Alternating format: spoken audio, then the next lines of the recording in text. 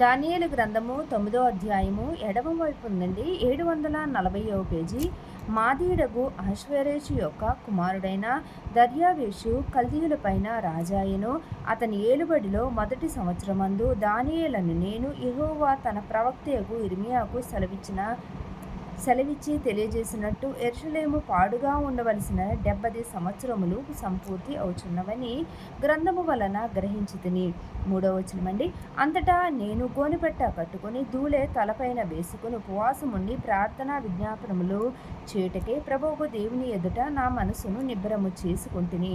4వ వచనమండి. నేను నా దేవుడిని యెహోవా ఎదుట ప్రార్థన చేసి ఒప్పుకొన్నదేమనగా, ప్రభువా, మహాత్మ్యము కలిగిన భీకరుడవగు దేవా, నీ ఆజ్ఞలను అనుసరించి నడుచు వారి ఎడల నీ నిబంధనను నీ కృపను జ్ఞాపకము చేయువాడా, మేమైతే నీ దాసుడగు ప్రవక్తలు నీ నామమును బట్టి మా రాజులకును మా అధిపతులకును మా పితరులకును యూదయ దేశుల జనులందరికీ చెప్పిన మాటలను ఆలకింపక నీ ఆజ్ఞలను నీ విధులను అనుసరించుట మాని పాపులమును దుష్టులమునై చెడుతనమందు ప్రవర్తించుచు తిరుగుబాటు చేసిన వారము.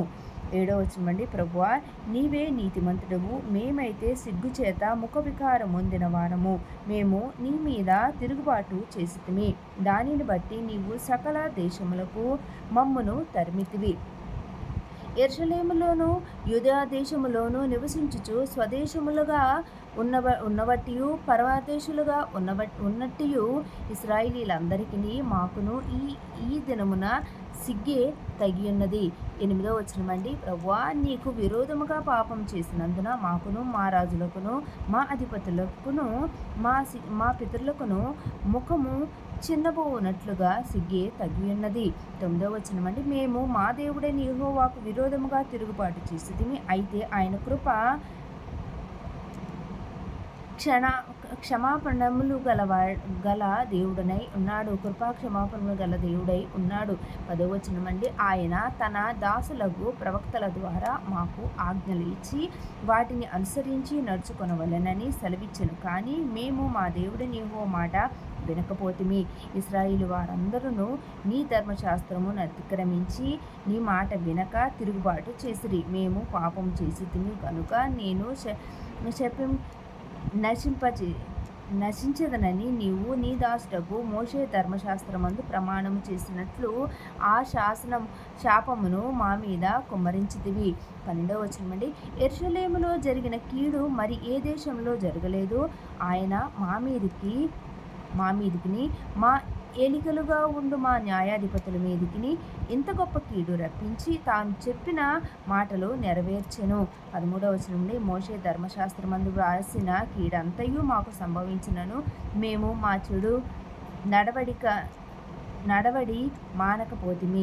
నీ సత్యమును అనుసరించి బుద్ధి తెచ్చుకొనున్నట్లు మా దేవుడైన యెహోవాను సమాధానపరచుకొనక పోతిమి. 14వ వచనమండి. మేము మా దేవుడైన యెహోవా మాట వినలేదు కనుక ఆయన తన సమస్త కార్యముల విషయమై న్యాయస్థుడై ఉండి సమయము కనిపెట్టి ఈ కీడు మా మీదికే రాజిස්සెను. 15వ వచనమండి. ప్రభువా, మా దేవా, నీవు నీ బాహుబలము వలన నీ జనమును ఐగుప్తు దేశములో నుండి రప్పించుట వలన ఇప్పటి వరకు నీ నామమునకు ఘనత తెచ్చుకుంటివి. మేమైతే పాపము చేసి చెడు నడతలు నడిచిన వారము. 16వ వచనమండి. ప్రభువా, మా పాపములను బట్టియు మా పితరుల దోషములను బట్టి యెరూషలేము నీ జనుల చుట్టూ ఉన్న సకల ప్రజల ఎదుట నిందాస్పదమైనది. యెరూషలేము నీకు ప్రతిష్ఠితమైన పర్వతము. ఆ పట్టణము మీదికి వచ్చిన నీ కోపమును నీ రౌద్రమును తొలగా నిమ్మని నీ నీతి కార్యములను బట్టి విజ్ఞాపనము చేసుకొనుచున్నాను. 17వ వచనమండి. ఇప్పుడైతే మా దేవా, దీనిని బట్టి నీ దాసుడు చేయు ప్రార్థనలను విజ్ఞాపనలను ఆలకించి ప్రభువు చిత్తానుసారముగా శిథిలమైపోయిన నీ పరిశుద్ధ స్థలముల మీదికి నీ ముఖ ప్రకాశము రానిమ్ము. 18వ వచనమండి. నీ గొప్ప కనికరములను బట్టియే మేము నిన్ను ప్రార్థించుతున్నాము. కానీ మా స్వనీతి కార్యములను బట్టి నీ సన్నిధిని నిలువబడి ప్రార్థించుట లేదు. మా దేవా, చెవియొగ్గి ఆలకింపుము. నీ కన్నులు తెరచి నీ పేరు పెట్టబడిన ఈ పట్టణము మీదికి వచ్చిన నాశనమును, నీ పేరు పెట్టబడిన ఈ పట్టణమును దృష్టించి చూడుము. ప్రభువా, ఆలకింపుము. ప్రభువా, క్షమింపుము. ప్రభువా, ఆలస్యం చేయక చెవియొగ్గి నా మనవి చిత్తగించుము. నా దేవా, ఈ పట్టణమును, ఈ జనమును నీ పేరు పెట్టబడినవే. నీ ఘనతను బట్టియే నా ప్రార్థన వినుమని వేడుకుంటుని. 20వ వచనమండి. నేను ఇంకా పలుకుచు ప్రార్థన చేయుచు పవిత్ర పర్వతము కొరకు నా దేవుడైన యెహోవా ఎదుట నా పాపమును, నా జనము యొక్క పాపమును ఒప్పుకొనుచు నా దేవుని విజ్ఞాపన చేయుచు ఉంటిని. 21వ వచనం. నేను ఇలాగున మాట్లాడుచు ప్రార్థన చేయుచుండగా మొదట నేను దర్శనమందు చూచిన అతి ప్రకాశమానుడైన గబ్రియేలును ఆ మనుషుడు సాయంత్రపు బలి అర్పించు సమయమున నాకు కనబడి నన్ను ముట్టెను. 22వ వచనం. అతడు నాతో మాట్లాడి ఆ సంగతి నాకు తెలియచేసి ఇట్లనెను. దానియేలు, నీకు గ్రహింప శక్తి ఇచ్చుటకు నేను వచ్చితిని. 23వ వచనం. నీవు బహుప్రియుడవు గనుక నీవు విజ్ఞాపనము చేయ ఆరంభించినప్పుడు ఈ సంగతి నీకు చెప్పుటకు వెళ్ళవలెనని ఆజ్ఞ బయలుదేరెను. కావున ఈ సంగతిని తెలుసుకొని నీకు కలిగిన దర్శన భావమును గ్రహించుము. 24వ వచనం. తిరుగుబాటును మాన్పుటకును, పాపమును విచారణ చేయుటకును, దోషము నిమిత్తము ప్రాయశ్చిత్తము చేయుటకును, యుగాంతము వరకుండు నట్టి నీతిని బయలుపరచుటకును, దర్శనమును ప్రవచనమును ముద్రించుటకును, అతి పరిశుద్ధ స్థలమును అభిషేకించుటకును, నీ జనమునకును పరిశుద్ధ పట్టణమునకును 70 దివారములు విధింపబడెను. యెరూషలేమును మరలా కట్టించవచ్చునని ఆజ్ఞ బయలుదేరిన సమయమున మొదలుకొని అభిషిక్తుడగు అధిపతి వచ్చే వరకు 7 వారములు పట్టునని స్పష్టముగా గ్రహించుము. అభిషిక్తుడు అనే మాటకి ఇక్కడ అర్థము మెస్సియా అనుందండి. స్పష్టముగా గ్రహించుము.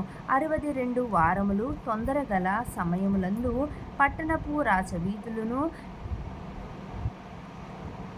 కందకములను మరలా కట్టబడును. ఈ 62 వారములు జరిగిన పిమ్మట ఏమీ లేకుండా అభిషిక్తుడు నిర్మూలము చేయబడును. వచ్చినట్టి రాజు యొక్క ప్రజల పవిత్ర పట్టణమును, పరిశుద్ధ ఆలయమును నశింప చేయుదురు. వారి అంతము హఠాత్తుగా వచ్చును మరియు యుద్ధకాలము వరకు నాశనము జరుగునని నిర్ణయింపబడును. 27వ వచనమండి. అతడు ఒక వారము కొరకు అనేకులకు నిబంధనను స్థిరపరచును. అర్ధవారమునకు బలిని నైవేద్యమును నిలిపి వేయును. హేయమైనది నిలుచు వరకు నాశనము చేయువాడు వచ్చును. నాశనము చేయువానికి రావలెనని నిర్ణయించిన నాశనము ముగించు వరకు ఇలాగున జరుగును. చేయువానికి అనే మాటకు అర్థము పాడైన దానికి అని ఉందండి. నెక్స్ట్ అధ్యాయం 10వ అధ్యాయం అండి.